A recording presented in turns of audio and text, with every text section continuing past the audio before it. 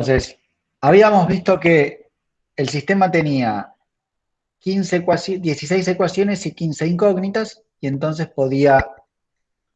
necesitaba una ecuación más para no ser indeterminado, para igualar el número de incógnitas con ecuaciones. Lo que hace Walras es asumir que la demanda de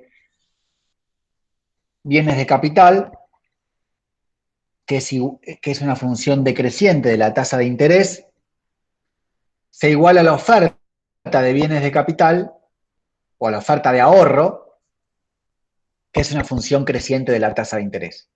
Cuanto más interés hay, más incentivos tengo yo para dejar de consumir hoy y ahorrar, y eso lo voy a destinar a la compra de bienes de capital.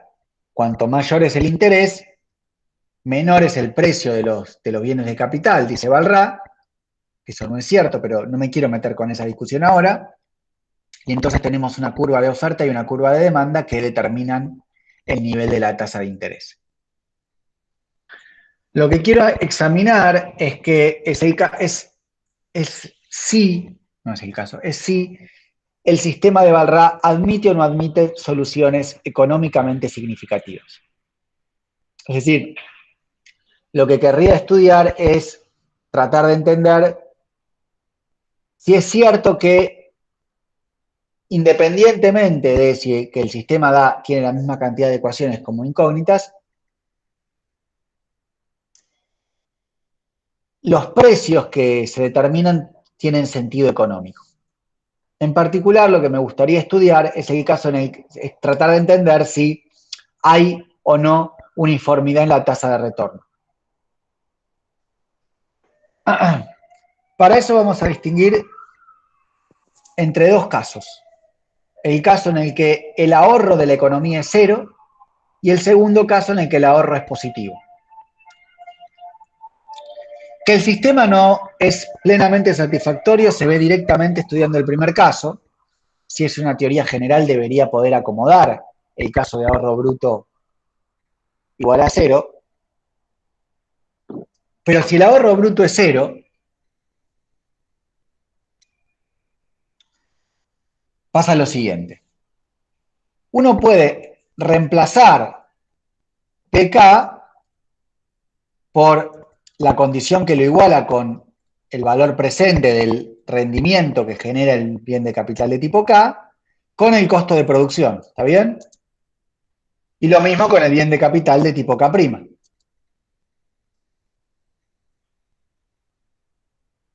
Y además, podemos reemplazar el precio del bien de capital de tipo K en la ecuación 16 que igualaba la demanda total de capital con la oferta de capital. Eh, en ese caso, reemplazamos PK por este término y PK' por este otro término y tenemos simplemente reescritas las ecuaciones que formaban el bloque de ecuaciones, creo que era 5 y 6, o 6 y 7. ¿Por qué me interesa eso? Bueno,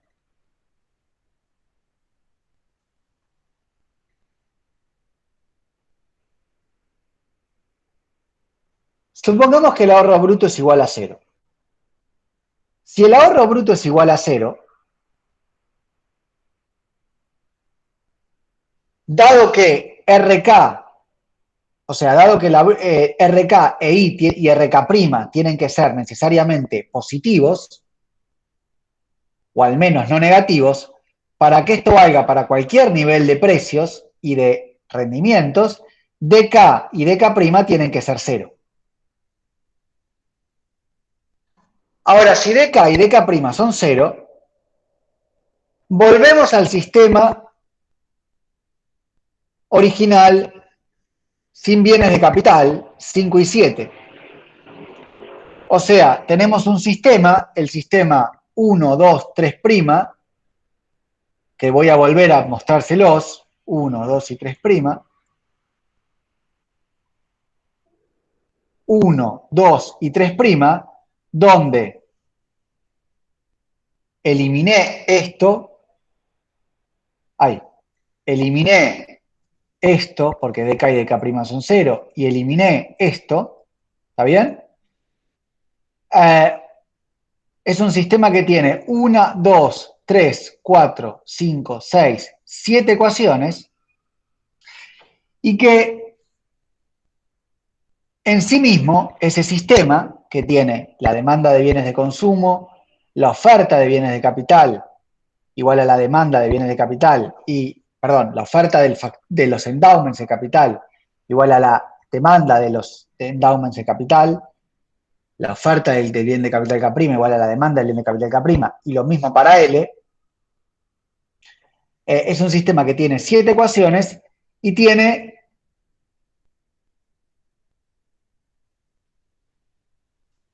permite determinar el precio del bien de consumo, las demandas de los bienes de consumo y los precios de los factores productivos, o sea, RK, RK' y W.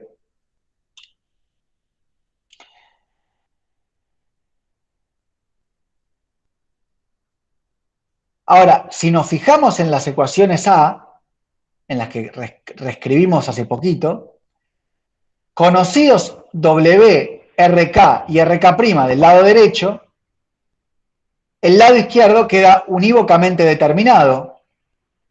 O sea, conozco, en esta ecuación conozco todo menos I, y en esta ecuación también conozco todo menos I.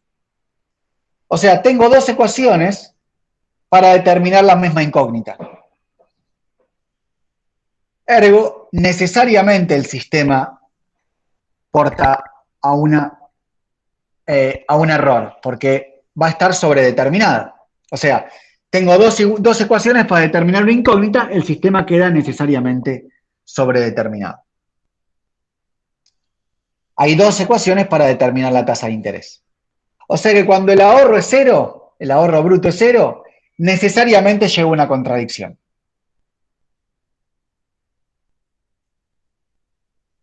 Solo por accidente, los precios van a poder determinar una tasa uniforme, porque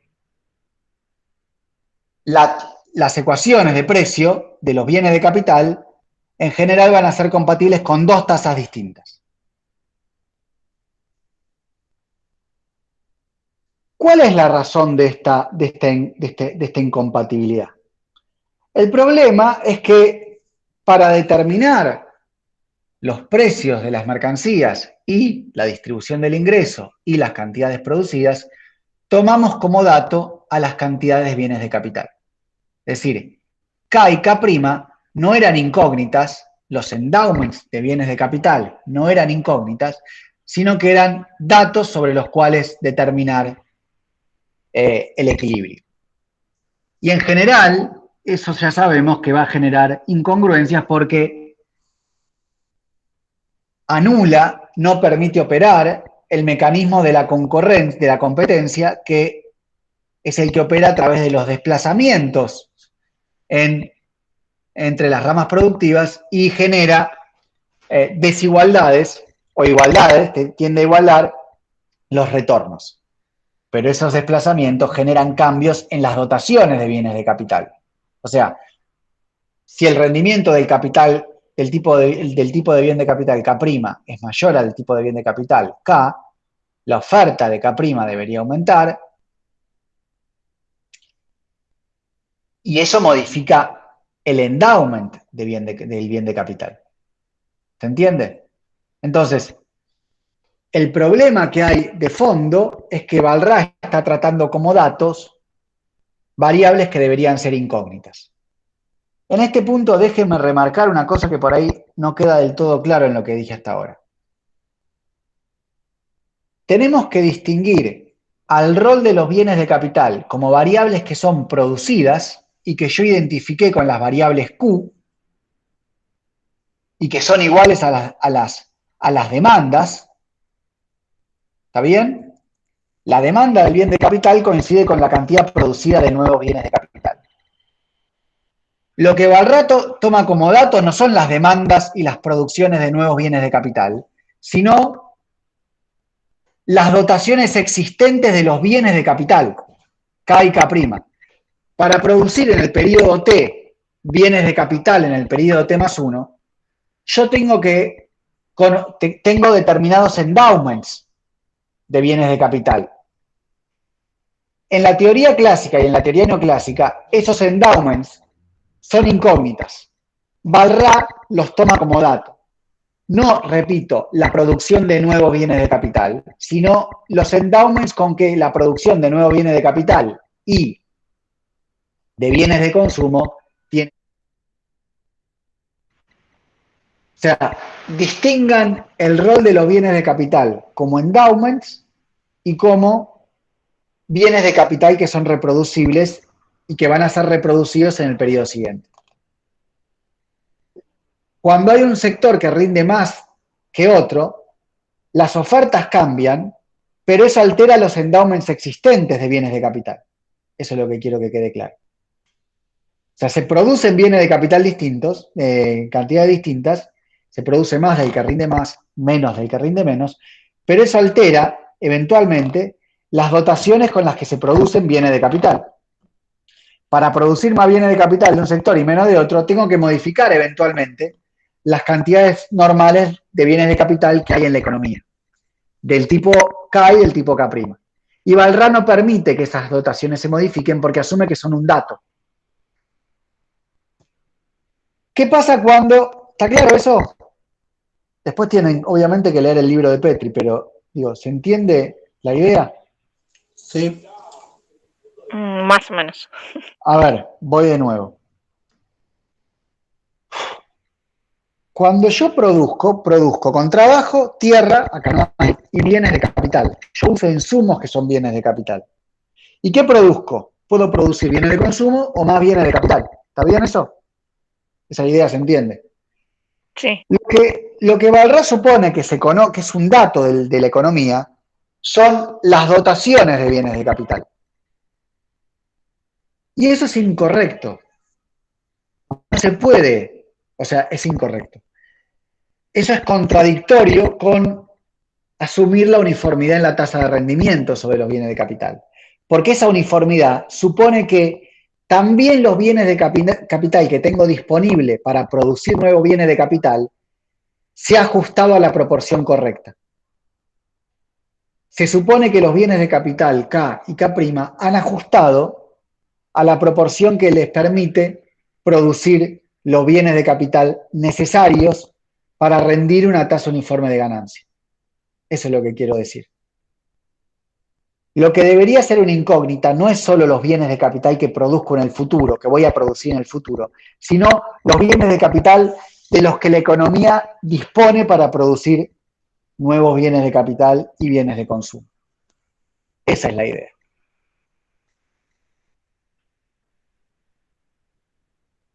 El caso cuando hay... Sí, dale, Matías. No, sí, le decía que está bien. El caso de nuevos bienes de capital, o sea, con ahorro bruto positivo, o sea, cuando la economía se ahorra,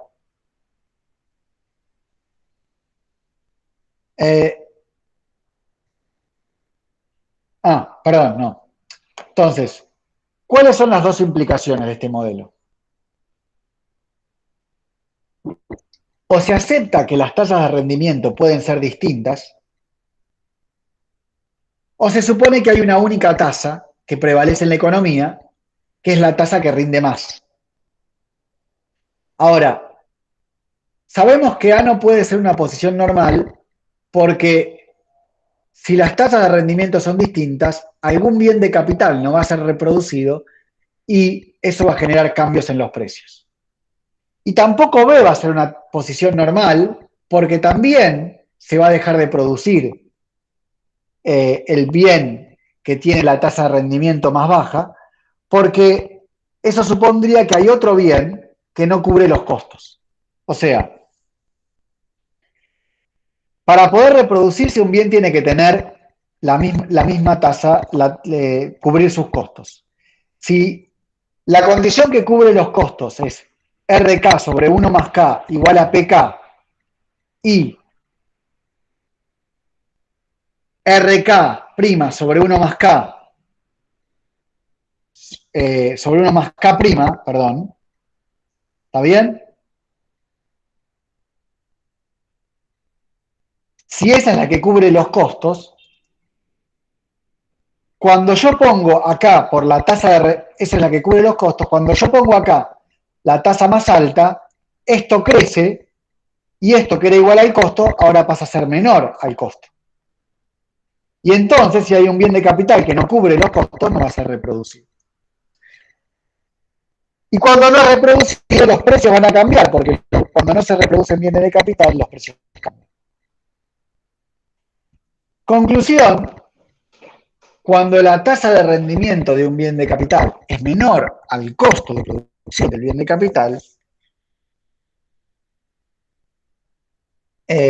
cuando el precio de venta es menor al costo de producción, el bien de capital no va a ser reproducido.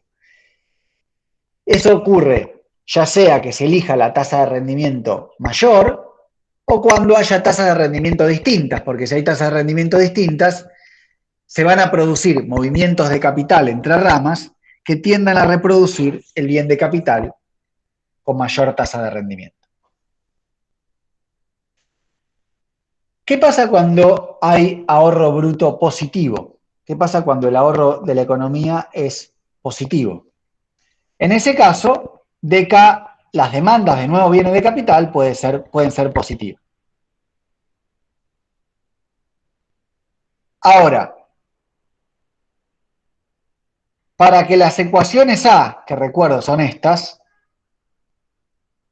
puedan ser satisfechas, o sea, con igualdad en los rendimientos, la única posibilidad que tenemos es que cambien los dk y dk' de forma tal de que la composición de la inversión varíe lo suficiente para que la tasa de rendimiento sea la misma en los dos sectores.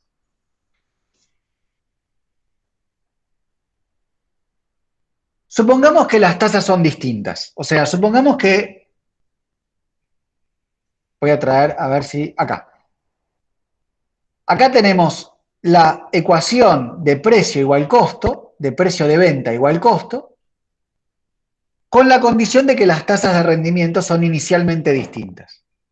Lo que tratamos de hacer es, modificando la composición de la inversión, es decir, modificando ya sea el rendimiento como el costo de producción de los bienes de capital, y no el endowment, que es un dato, llegar a la uniformidad en la tasa de retorno. Ahora,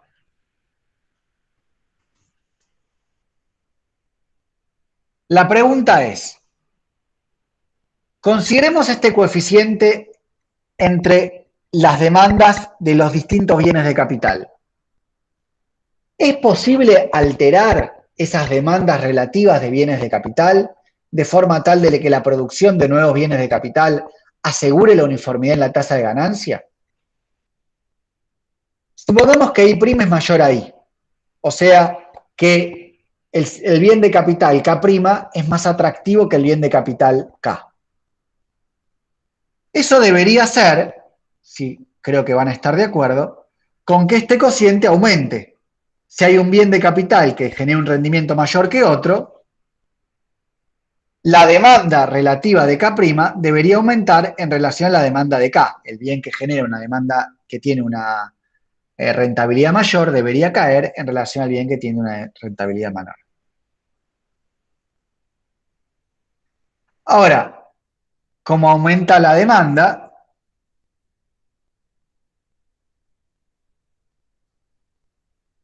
uno podría preguntarse si eso debería ser caer la tasa I', hacerla converger a la tasa I, que era inicialmente más alta, más baja. Pero la única, voy a volver, perdón, no quiero, tenemos sí, voy a copiar estas ecuaciones.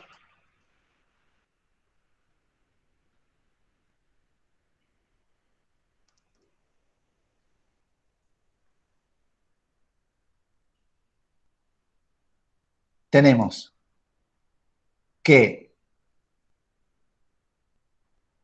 el rendimiento del bien de capital de tipo K es menor, perdón,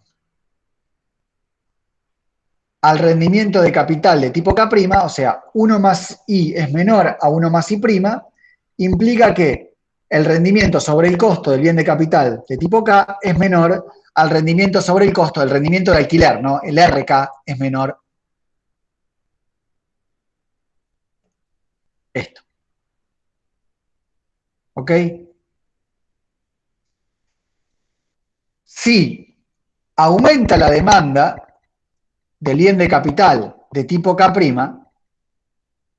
uno podría pensar que aumenta el costo de producción del bien K', aumenta la demanda de K', aumenta la producción de K', eso podría hacer aumentar el costo de producción de K', si hay una suerte de rendimiento decreciente, que hace disminuir este cociente a paridad de rendimientos de alquiler.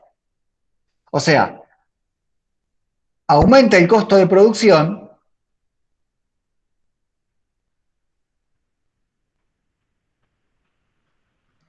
y todo este cociente tiende a caer. Ergo, tendemos a la igualdad. ¿Se entiende?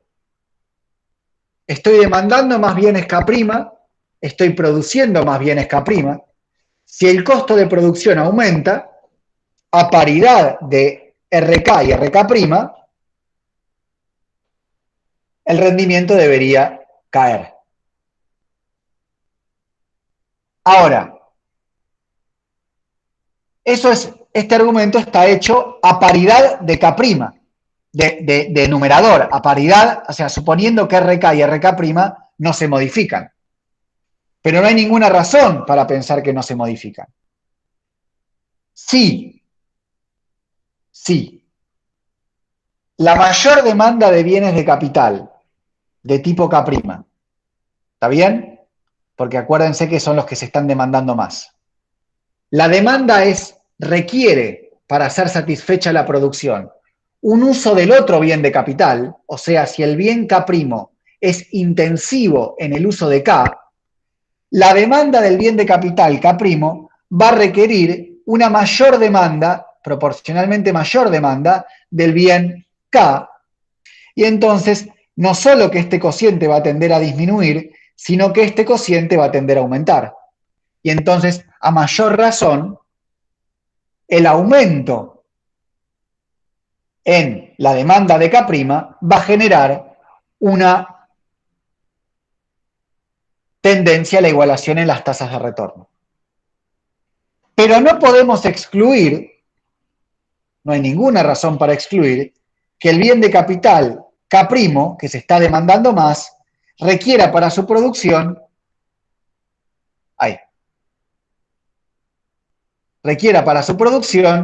a sí mismo en una intensidad mayor. Entonces, la mayor demanda de K' no va a disminuir el rendimiento de K', sino que lo va a tender a demandar, a aumentar todavía más. En ese caso, están aumentando el numerador y el denominador. ¿Y qué pasa con este cociente? Es incierto, porque están aumentando tanto el denominador como el numerador.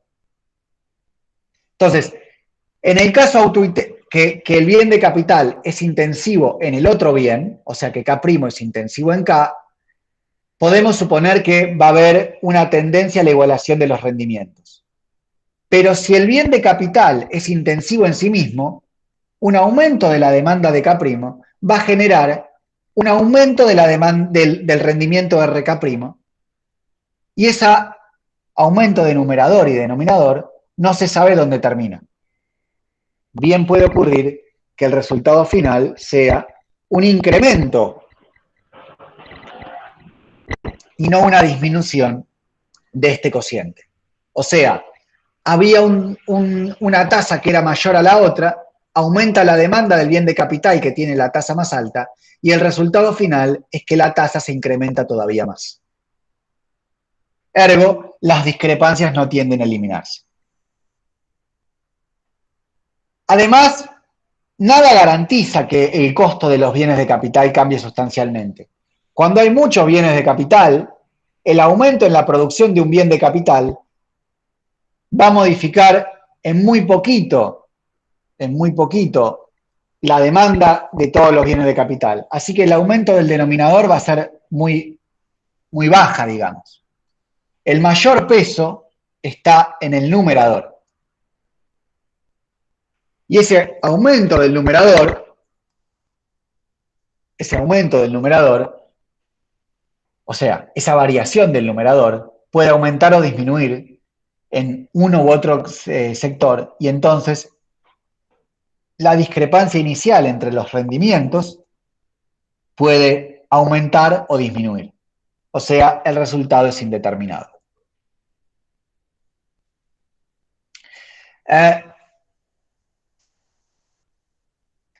Bueno, esto es lo que dije recién.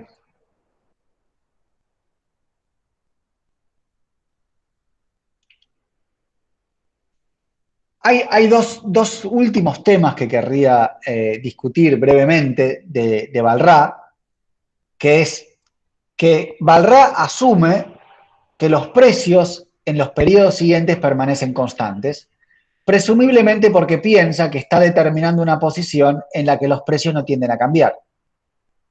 Pero Balrà en realidad lo que asume es que el stock de bienes de capital está dado y que son cambios en la demanda de los bienes de capital que van a generar cambios en la producción de nuevos bienes de capital, lo que va a llevar a la uniformidad de los rendimientos. Y si lo que lleva a la uniformidad en los rendimientos es un cambio en las proporciones de los nuevos bienes de capital, no hay ninguna razón para que los precios permanezcan estacionarios en el tiempo. O sea, que permanezcan constantes, independientemente o no de que se asuma que la tasa de rendimiento es uniforme entre sectores. Y el segundo punto que es arbitrario en Balrà es que Balrà supone, sin mucha justificación, que la caída en la tasa de interés aumenta la demanda de nuevos bienes de capital en general. Y eso no es cierto. Nosotros lo vamos a empezar a ver con más en detalle la semana que viene, pero menos vale en el sistema de Balrà, donde no hay una cosa como capital agregado, sino que hay distintos bienes de capital. Lo interesante es que la contradicción de Balrà, o sea, de querer determinar una tasa uniforme de ganancia, esto ya es más de historia del pensamiento económico, digamos, pero la contradicción de Balrà de querer determinar precios que rindan una tasa uniforme de ganancia en un contexto como el de suponer que los endowments de bienes de capital son un dato y que por ende no es posible, se manifiesta en los escritos mismos de Balrà. Balrà, cuando explica el ajuste, dice, si el precio es mayor que el costo de producción, la cantidad producida va a aumentar y el precio de venta va a disminuir. Y lo contrario ocurre si el precio de venta es menor al costo de producción. O sea, lo que Balrà supone es que también la producción de bienes de capital altera los endowments en la determinación del equilibrio, que es el razonamiento tradicional. O sea, la contradicción de Balrà es razonar como razonaba cualquier autor tradicional de la época, pero suponiendo que lo que estaba dado era el endowment de bienes de capital. Aquí hay reconocimiento, una cita que muestra el reconocimiento de Balrà de que su sistema no va a permitir la uniformidad en la tasa de retornos, porque dice, en una economía que empieza, o sea, en la que los endowments de capital son un dato, es probable que no haya uniformidad de retornos, pero una economía que está en normal funcionamiento, es decir, una economía que ya ajustó al equilibrio, en la que los endowments ya son endógenos, sí va a permitir llegar al equilibrio. Entonces, Los endowment, perdón, sí, dale. los Los endowments son las endowment de donaciones. capital que Sí, decís es el stock de los bienes de capital. claro, el stock. Pero lo que digo es que ese stock, en la teoría neoclásica y en la teoría son incógnitas, no son un dato. Eso es lo que tienen que empezar a razonar. Yo sé que no es tan fácil, pero no solo que uno piensa, yo tengo hoy una determinada cantidad de bienes de capital y produzco para el futuro. Ahora, cuando yo quiero determinar una economía que funciona normalmente, también puedo pensar que los stocks de bienes de capital con los que produzco hoy fueron decisión del pasado. Y no pararme ni en un presente, ni en un futuro, ni en un pasado, sino en una situación normal, en la que los endowments con los que produzco para mañana fueron producidos ayer en una situación sincrónica, digamos. O sea, en un ajuste que ya operó. Pero para eso tengo que permitir que las variables sobre los que el ajuste operó sean incógnitas y no sean un dato. Esa es la idea. Lo que vamos a ver la semana que viene es cómo los autores marginalistas a la Excel sí razonan permitiendo que esos endowments que hoy se utilizan para producir no sean un dato, sino que sean incógnitas. ¿Se entiende? La lógica. Y vamos a ver cuáles son los problemas que tiene ese razonamiento.